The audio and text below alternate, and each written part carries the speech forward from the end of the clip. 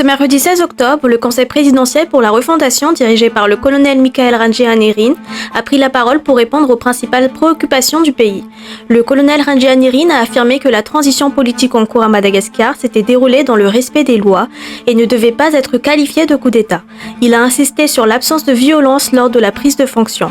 Il a annoncé la formation prochaine d'un gouvernement de transition à majorité civile après la prestation de serment prévue pour demain.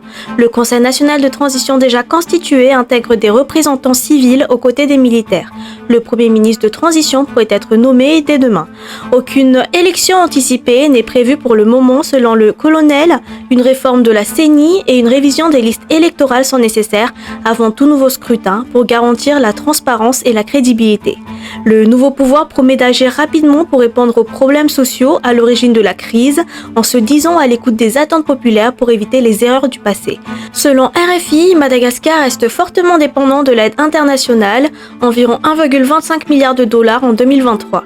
Le pays craint les conséquences d'une suspension des financements, aides budgétaires, prêts et projets, dont des appuis pour l'importation de riz, de carburant ou des projets d'infrastructures qui sont essentiels au fonctionnement quotidien. Pour l'instant, les bailleurs privilégient le renforcement des conditions de versement plutôt qu'une coupure immédiate, mais la situation financière reste un facteur majeur dans les négociations internationales. Sur le plan régional, le colonel Randrianirina a estimé que la suspension décidée par l'Union africaine relève d'une réaction normale dans ce type de contexte. Il a indiqué que des discussions sont en cours. Une délégation de la SADC est attendue autour du 20 octobre pour examiner la situation.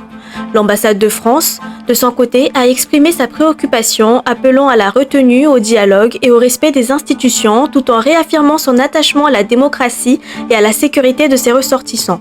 Sur les réseaux sociaux et dans la presse internationale, l'attention reste vive. Plusieurs médias évoquent le départ de l'ancien président Andry Rajoelina, marquant selon eux un tournant politique majeur pour Madagascar.